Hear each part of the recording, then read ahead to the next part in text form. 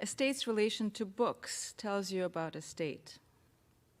The state of this country is such that from July 2021 to June 2022, PEN America's Index of School Book Bans lists 2,532 instances of individual books being banned, affecting 1,648 unique book titles by 1,261 different authors, 290 illustrators, and 18 translators. The state of Russia, well, let's just say that you've come to the right place tonight. Vladimir Sorokin's politically urgent work is a fantastic, phantasmagorical indictment of what our Philadelphia novelist Ken Kalfus, who, by the way, also lived in Russia for a few years, has called a disorder peculiar to the country.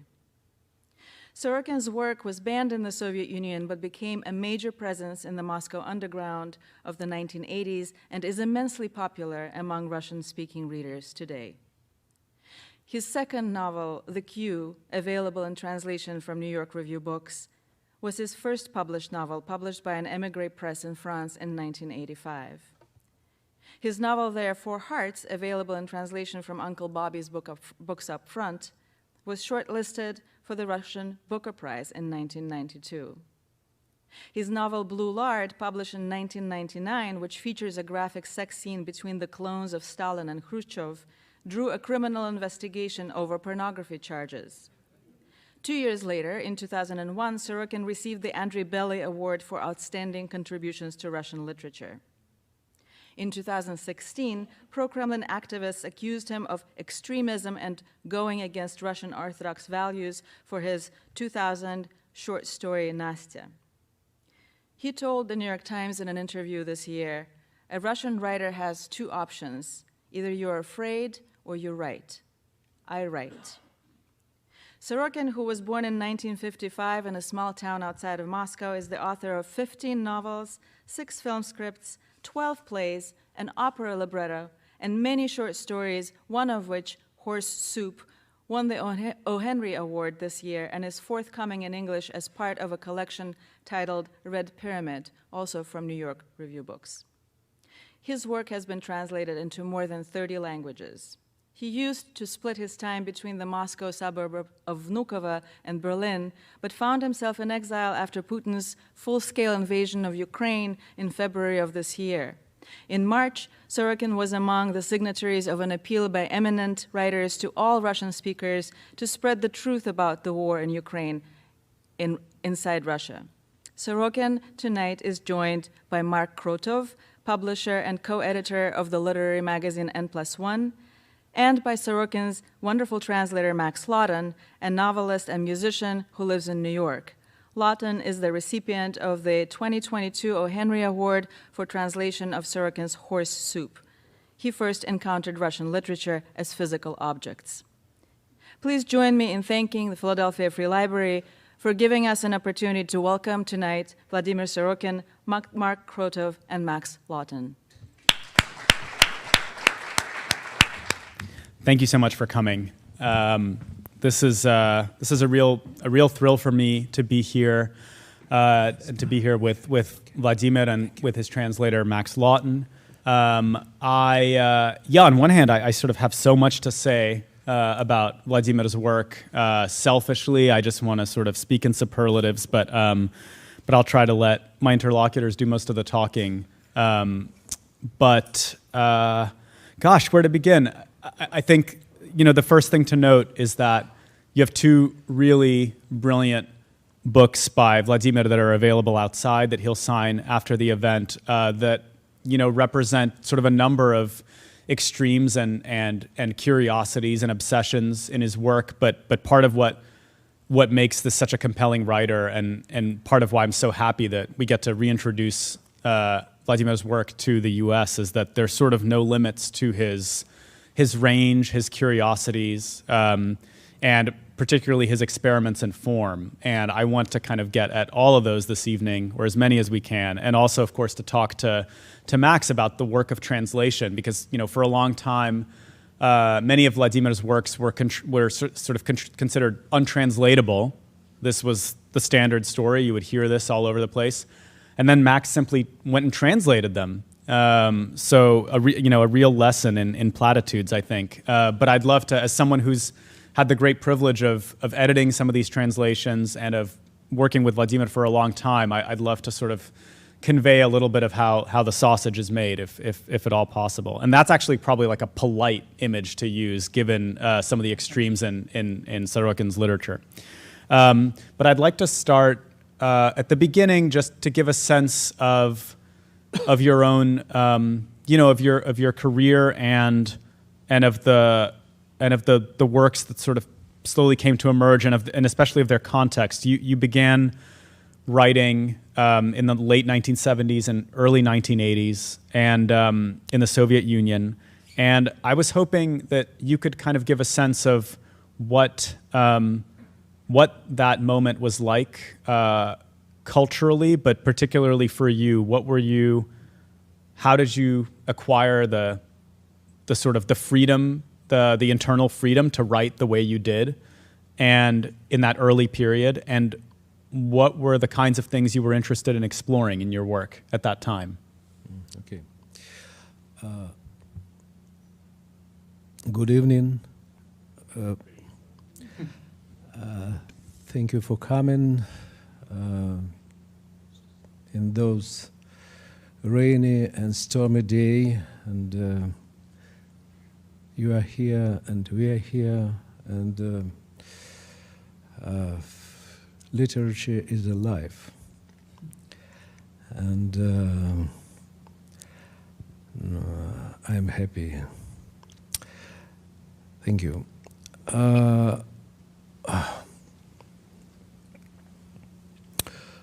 No.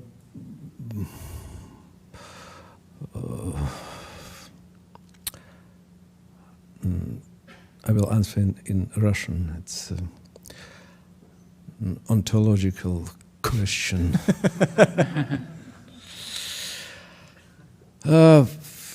Как все начиналось и почему это все, собственно, и как. Ну, это литература вообще, ну, это как потеря невинности, собственно. Кто-то из писателей сказал, что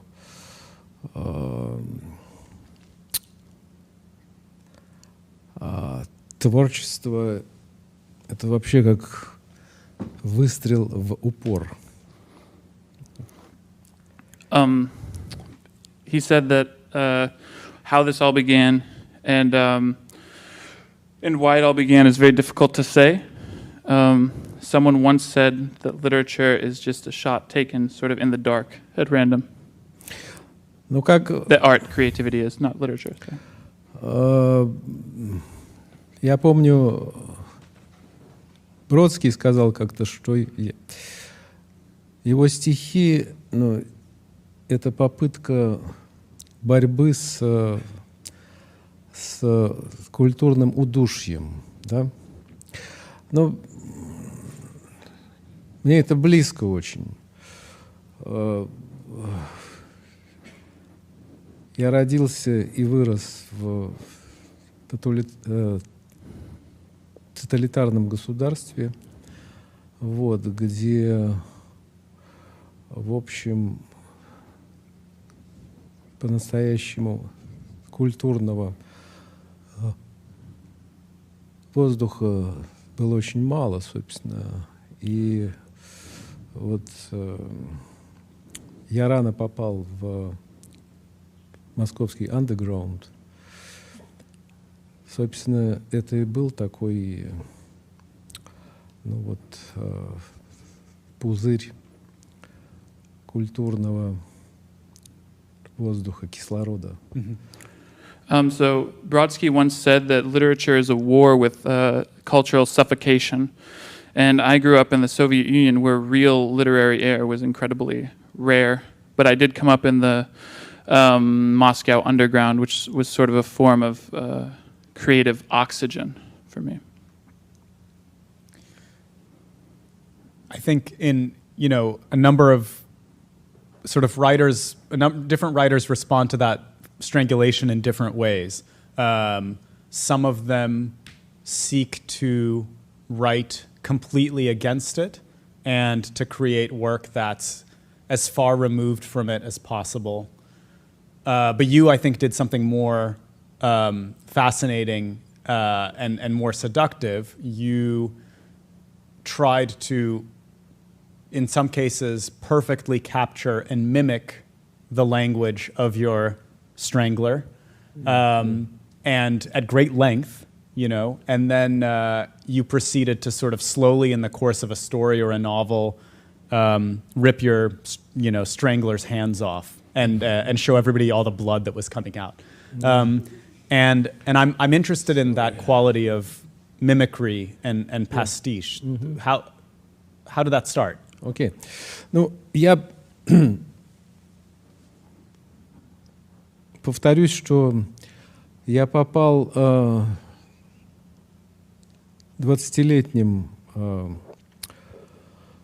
в круг московского андеграунда, где уже, в основном это были художники, собственно, и они занимались соцартом. So I'll repeat that when I was 20 years old, I found myself in the Moscow underground, which was principally made up of artists. They were engaged in what was called soc-art. Но это разновидность советского поп-арта, да? Ну, они работали с советским официальным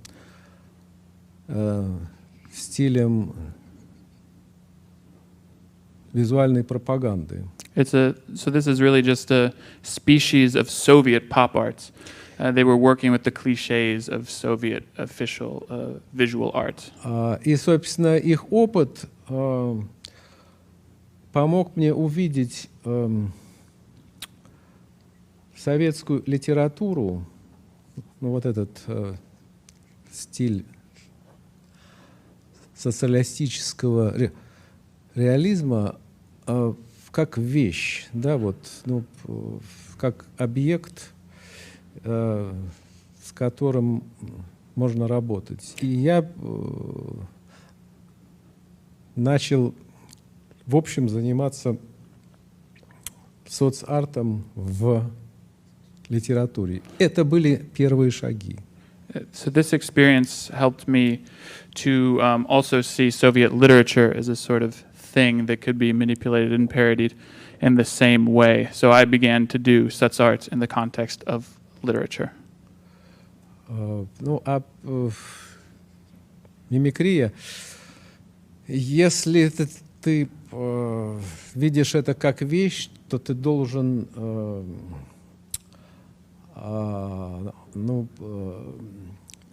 владеть этой вещью, как бы, да?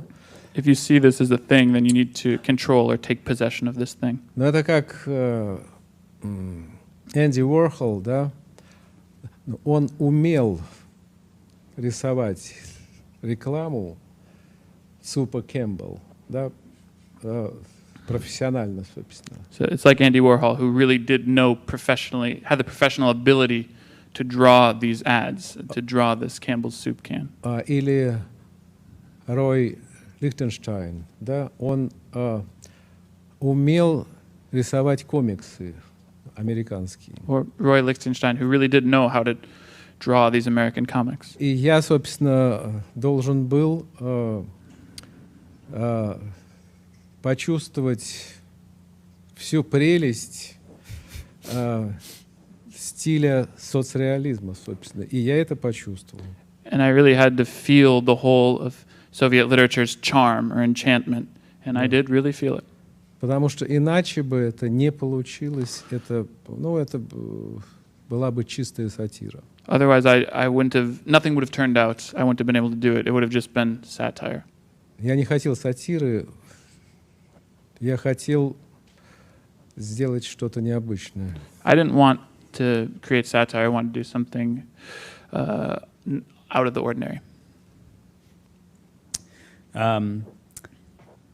Yeah, I like that you narrate that as if it's so self-evident, as if anyone could have done that. Though, of course, the whole point is that only you really did that in literature, and that feels very unique to me.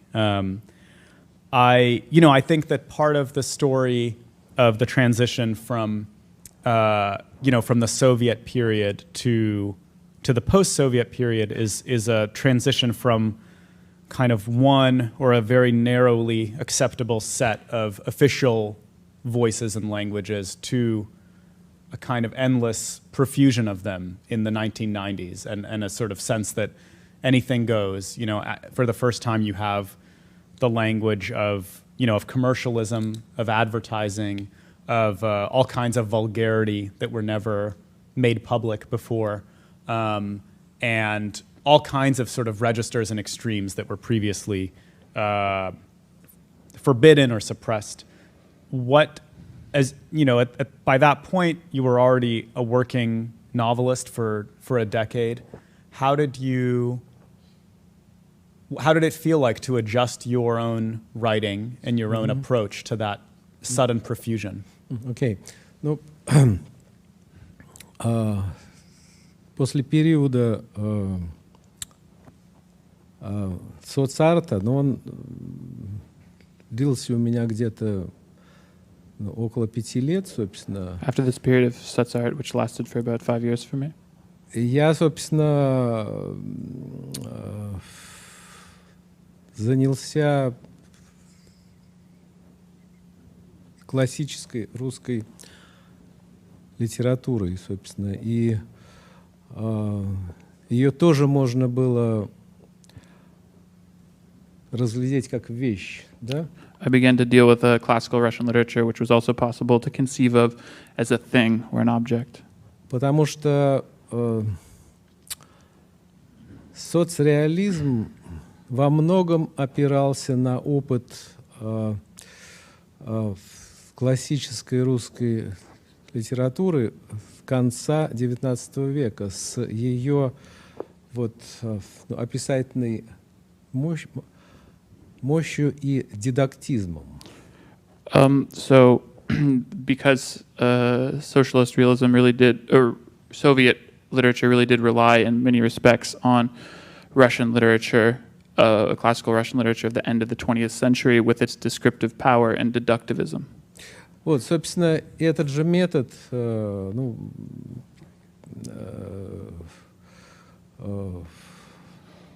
я повторял и с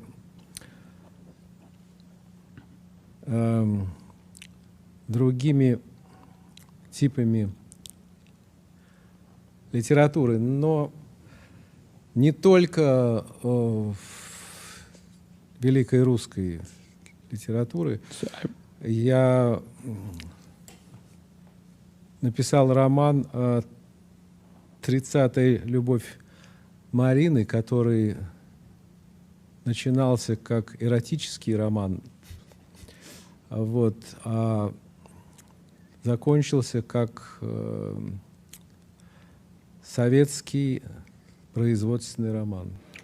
So I have actually used this method with many types of literature and not just great classical Russian literature. For example, my novel Marina begins as a sort of erotic novel, and at the end it becomes a typical Soviet production novel. Вот. Ну а в 90-е годы, о которых вы говорили, собственно, они добавили еще материала. И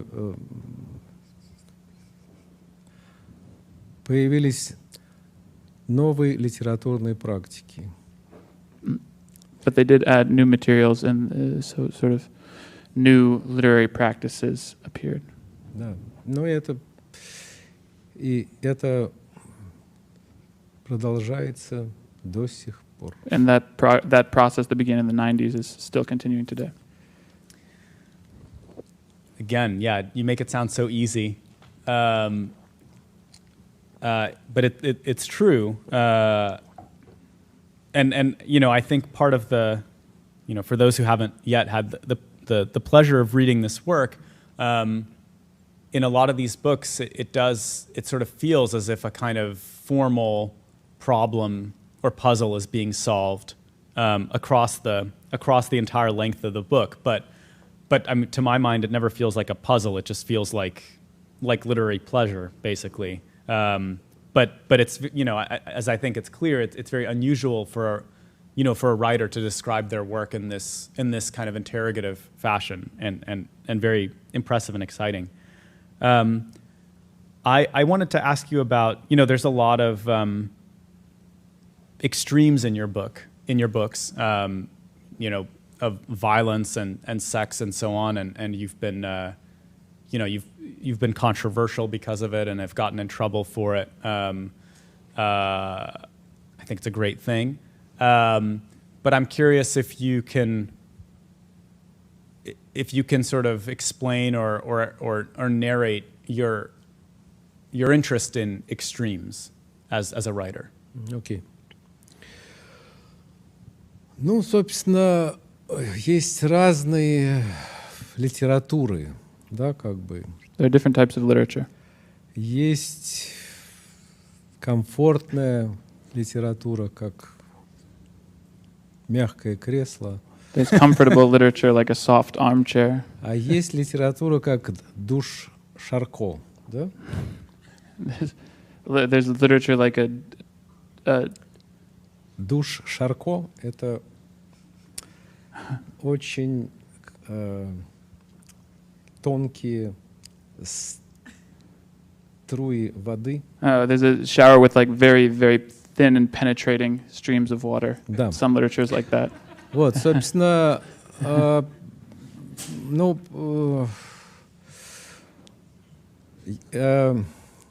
я хочу, чтобы Oh, contrast. Right? литература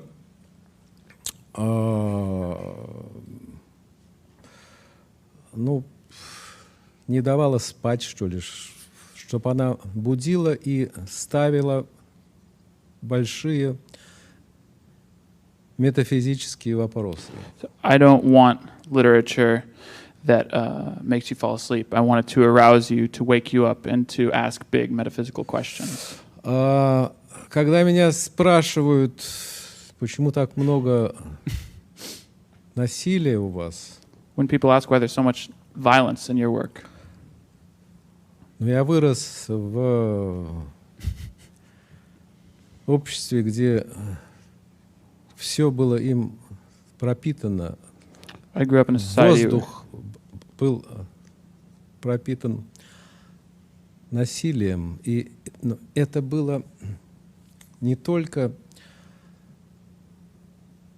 насилие государства. I grew up in a society. When people ask me why there's so much violence in my work, I say that I grew up in a society that was marinated in it. The very air was violence, but it wasn't just state violence. Потому что, собственно, ну, вы знаете, что советская система — это 70 лет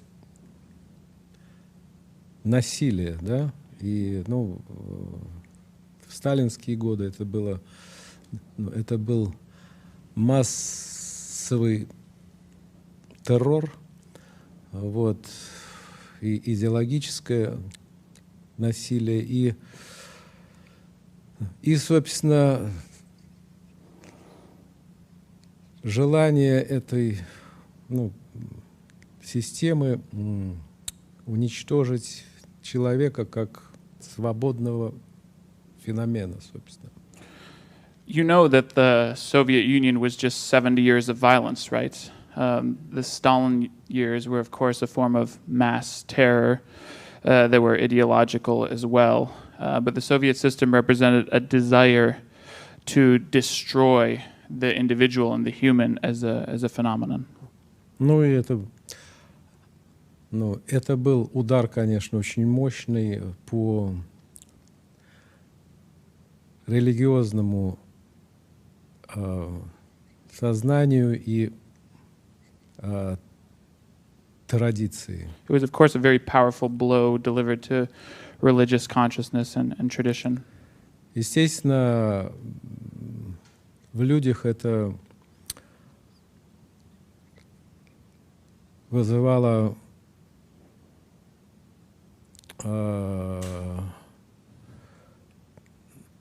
иногда непонятную агрессию, собственно. Она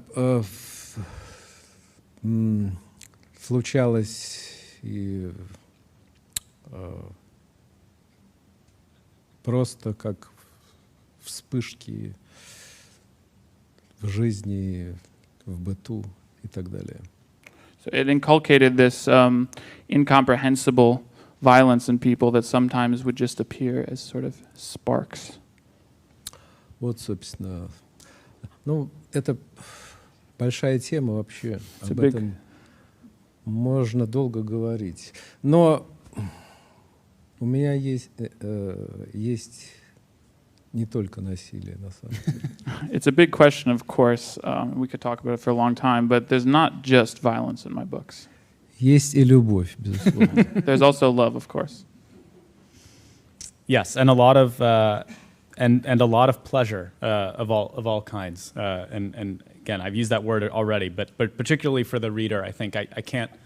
I really can't overstate how wonderful it is to see all this playfulness and experimentation on the page. And I think, one thing that I was curious about, especially in light of Telluria, which has just come out, is, part of what happens in your work is that the experiments in voice start to multiply within the span of a single book. So in Telluria, there are, 50 different voices and registers, and which a huge challenge for the translator as well, and a huge accomplishment.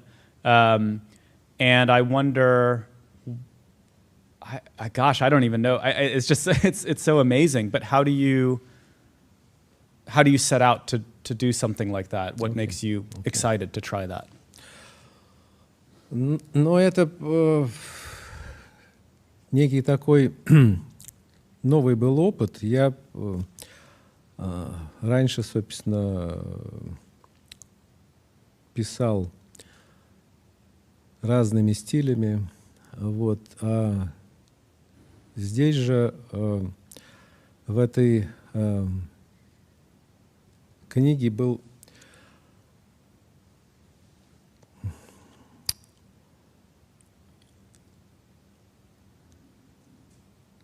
была такая задача, описать наш мир, наш мир или мир недалекого будущего, не человеческим взглядом, а как бы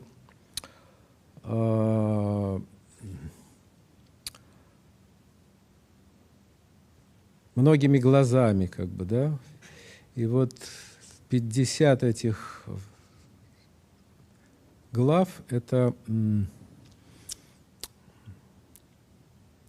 разные взгляды на наш мир, все написаны разными стилями. Но там есть одна идея, собственно, это вот этот новый наркотик теллур, который дает как бы людям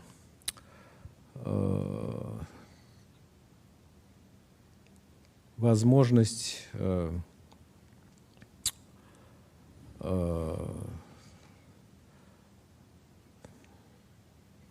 получать, что они хотят.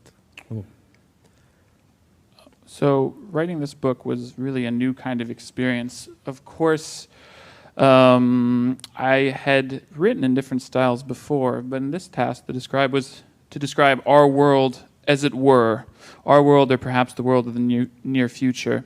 not with a human gaze, but with many eyes. And so that's why we have these 50 chapters with 50 different styles. It's different eyes onto our world. There is a through line, however, of course, it isn't all difference. There's the new narcotic Tellurium that gives people the ability to have what they want. Да, и я бы добавил еще, что на вопрос, зачем это, да, what for, как бы, да,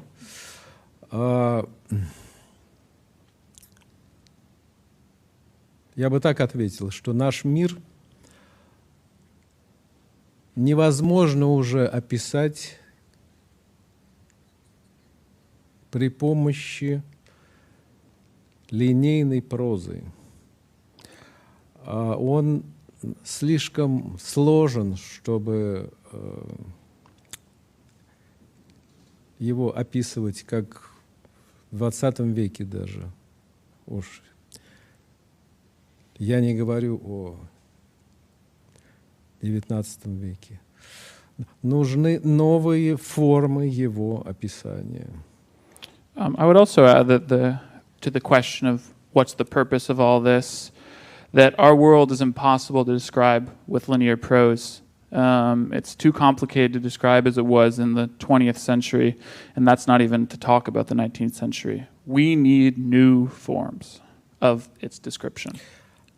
Ну, это попытка найти такую форму. This is an attempt, Telluria is an attempt to find this form. Are there writers either from the 21st century who you admire, who are also interested in this sort of multiplicity of voices as a way to capture chaos and formlessness, or are there older writers that you admire for sort of trying to do the same thing for eras in the past? Ну,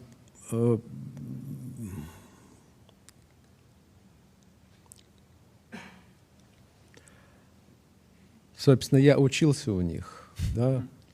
I studied with them or learned from them. У наших бородатых классиков. From our big bearded classics. Вот. И продолжаю учиться, собственно, и использование стилей разных писателей и даже несуществующих русских писателей XIX века, да? Ну, это очень приятная задача. So continuing to study with them and learn from them and to imitate them, which even includes non-existent Russian writers of the 19th century, is a very pleasant experience. Я помню, что, ну, когда я стал печататься на родине, но это начало 90-х только было, разные критики писали, что, ну, Сорокин — это не настоящий писатель, у него нет собственного стиля, как бы, да? So when I was published in the motherland, which this only happened at the end of the 90s, a lot of critics actually wrote in journals that, well, here's a real writer. He doesn't have his own style. Я говорил, это и есть мой стиль. And I said, that is my style. Использовать другие стили. To use other styles.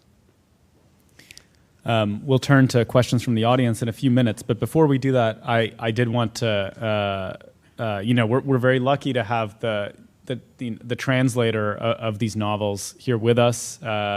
Translators never get enough respect.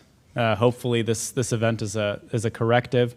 But Max, obviously you and I have worked together, but I'm curious, especially with a book like Telluria, which demanded, in a sense, it demanded 50 times the normal amount of effort of a translator. How did you go about this wild task? And I guess also, I'm interested in the process, but also in what kind of back and forth you had with Vladimir over the course of your work. Well, thank you for the kind words. Telluria was actually a lot of fun because I think Telluria is just a very free book. Sorokin, Vladimir, has a lot of books that are not as free, books that deal with the Soviet past, and that sort of cultural suffocation or strangulation he spoke about earlier that Brodsky was interested in fighting. I think you see Telluria is a victory over that strangulation. And one might also say that it was a victory over the strangulation of the translator, because I had almost total freedom.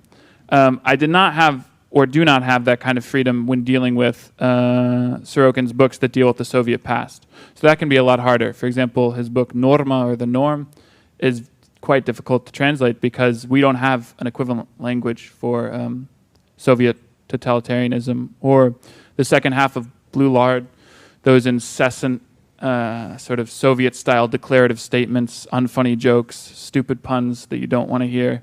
It's hard to think of a way to make that sound like anything other than terrible and overwrite prose in English. But of course, it's a specific historical phenomenon. It's a phenomenon that's being used as an object and parodied. So I guess with Telluria, it was a very fun and free process, and we didn't.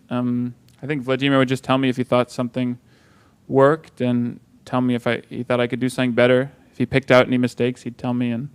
But it was Telluria was the most free of them all, which maybe is a problem. But I think there was a degree of freedom because it's a fantasy world. It's an alternate view onto our world. So it's not, the norm's much harder. You'll see when you read it. There's a section of poems that 12 poems, one for each of the seasons, plus an extra. There's a 13th, right?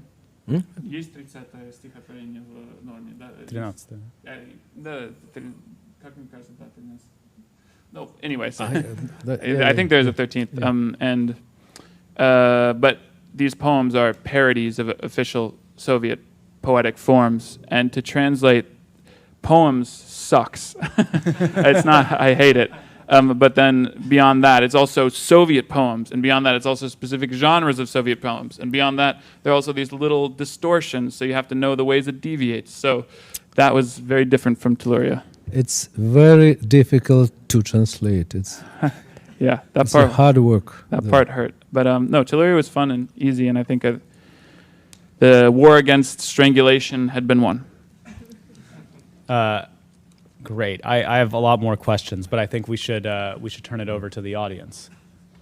Прежде всего, большое спасибо.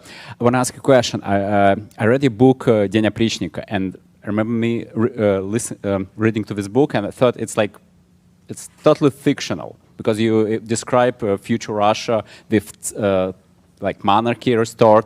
But do you think now, like consider what's going on in Russia now, it's prophecy? What do you think? Ну, это мне говорили еще, лет 5 назад, как бы, да. Действительно, эта книга, я написал ее 10 лет назад, собственно. Нет. 15? Больше. Да. 15, I'm sorry. I wrote this book 15 years ago, and they said to me even 5 or 10 years ago. И когда я написал ее, критика была такая, как бы в основном негативное, что это как бы, болезненные фантазии Сорокина такие вот. When I wrote it, it was essentially the criticism to do with it was negative, saying, what is this sort of sick fantasy? Да. Но шли годы, путинское государство все больше погружалось в прошлое, и с каждым годом, в общем,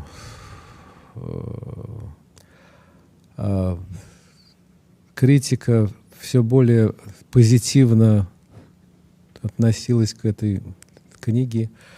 Вот. А потом уже стали говорить, ну это как у Сорокина в «Дне опричника». So, but years passed, and Putin's regime became more and more immersed in the past. So with each passing year, the criticism or the reception became more positive until it got to the point that people would simply say, whoa, this is exactly like Sorokin wrote about it in Day of the Oprichnik. Ну,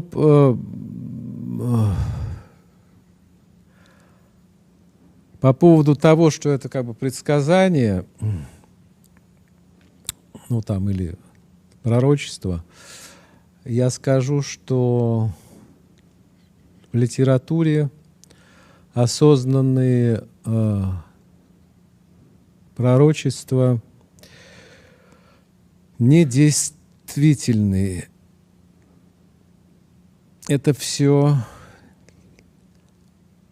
интуитивно.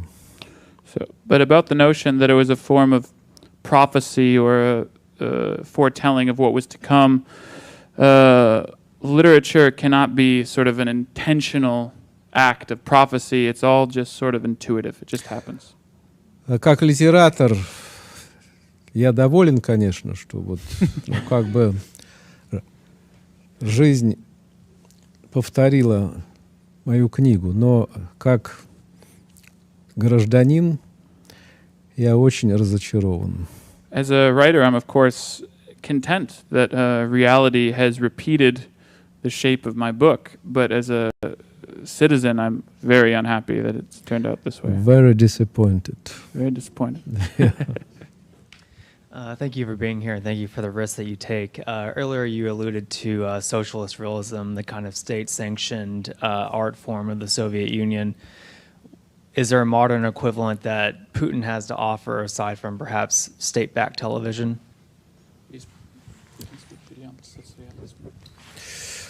Но это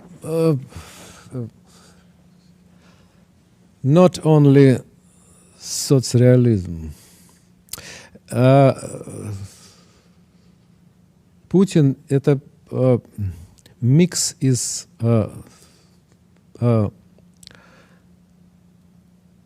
деспотического прошлого России. Но это и сталинизм, это и средневековье, это и религиозный фанатизм. Ну, это такой гибрид из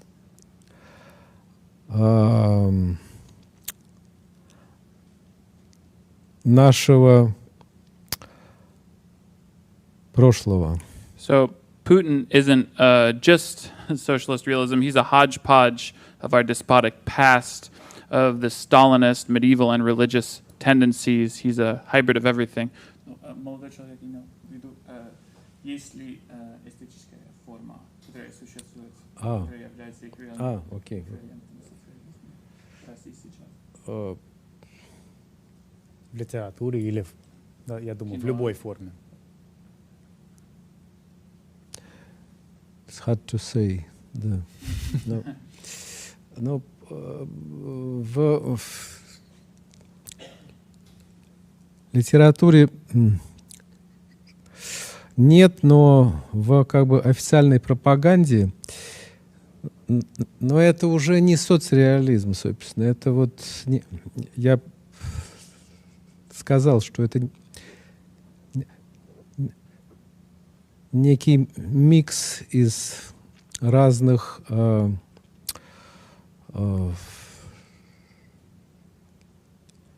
агрессивных практик И, собственно,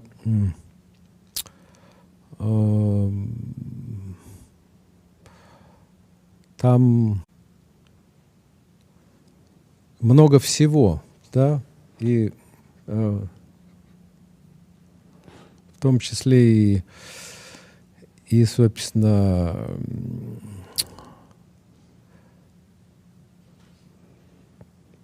средневековые практики, как бы, ну, я имею в виду именно на уровне как бы этой пропаганды и фашистские, и, ну, и разные. So not in literature, but in official propaganda, you can see a sort of language beginning to emerge that's a mix of various aggressive practices. You've got sort of medieval elements, fascistic elements, and this is in the propaganda that's sort of like you said on Channel 1. Thank you again.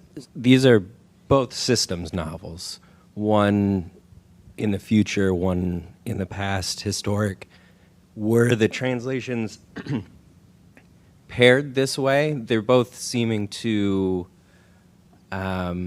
criticize a similar or dissect a similar apathy, but one does it in a hyper-bureaucratic lens and one does it in a more social lens. Was that, I guess, also for you, Max, was this intentional, them releasing at the same time, or was that just serendipitous, or are these in conversation or not? I could say first that Это... You will answer. Right? Yeah. So we did make this plan very conscientiously for these books coming out, and Dalkey and NYRB are working together in very collaborative and sort of comradely, I would say, not too ironically, fashion. And essentially, we wanted to start out with Telluria and Therefore Hearts because I think they represent two peaks in Sorokin's career. Of course, Telluria represents the peak of the free jazz peak. Like I said before, it's an incredibly free book. I compare it to late Miles records a lot, that he's completely free, total mastery. Whereas Therefore Hearts is like him extracting the last of the Soviet state from his soul by way of violence, aesthetic violence. And so going through this schedule in the next 5 years with NYRB and Dalkey, all the pairings are very intentional. And I think the best representation of that is in Russian. Roman and Norma, two of Vladimir's early novels, are actually palindromes. Unfortunately, that won't work in English. So one is the deconstruction of the socialist realism, Norma, the norm, and one is a deconstruction of classical Russian literature. So those are together in 1 year. But all the pairings are intentional, and you're right that one is bureaucratic and one is psychedelic and future-looking.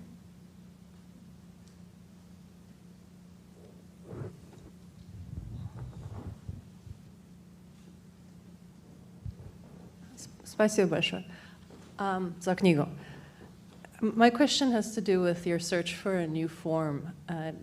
I see a lot of medievalism coming up in your work, and I'm wondering how you first started to use this imagery and how you think it contributes or what it does for your search for the new form. Я не очень понял сейчас. Зачем? Ну, как бы, в чем смысле средневековья в вашем поиске новой формы, новых форм? Как вы пришли к средневековью? Как влияние? Поиски. Это не я пришел, собственно, это мир во многом разворачивается сейчас в сторону нового средневековья. Ну, It isn't. I didn't make this если decision. говорить о России, там, Средней Азии и Востоке и Европе, собственно, Восточной Европе. So I didn't make this decision. It seems to me that the world is turning in the direction of the medieval of medievalness. And if you look at Central Asia, Russia, the East, and Eastern Europe as well, this is sort of coming to pass everywhere. Ну, в России, собственно, ее проблема в том, что, собственно, она не в Путине, как бы, да, а в том, что там система государственной власти – это средневековая пирамида, построенная Иваном Грозным в XVI веке, собственно. Ну вот пирамида, где наверху один правитель. И она, собственно, не изменилась с XVI века радикально. So essentially, the problem in Russia isn't only to do with Putin. Russia's real problem is that it was built as this medieval pyramid that hasn't changed at all since the 16th century. And this pyramid is meant to have only one ruler at the top.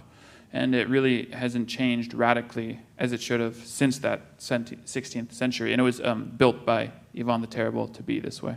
Ну, и этот опыт, собственно, он вдохновляет других диктаторов в других государствах. And this experiment, if you will, also inspires other dictators of other states.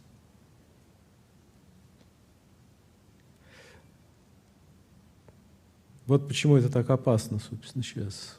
That's why it's so dangerous. И сейчас в Украине идет война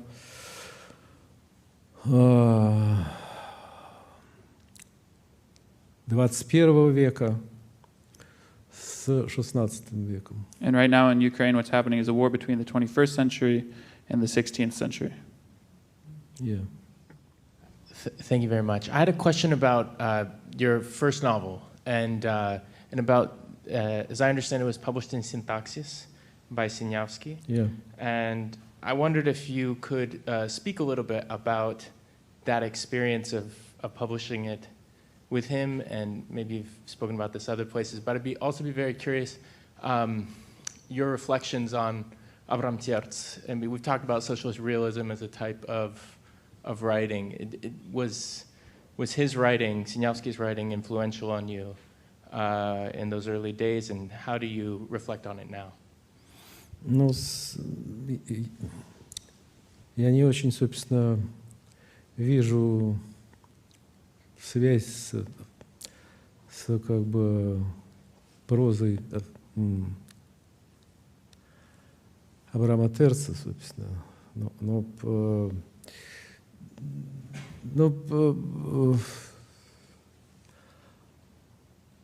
Просто этот роман понравился жене Синявского, и она решила напечатать «Очередь». Собственно. «Очередь» — это мой первый роман, написанный диалогами, где люди стоят, это в Москве происходит, дело в бесконечной гигантской очереди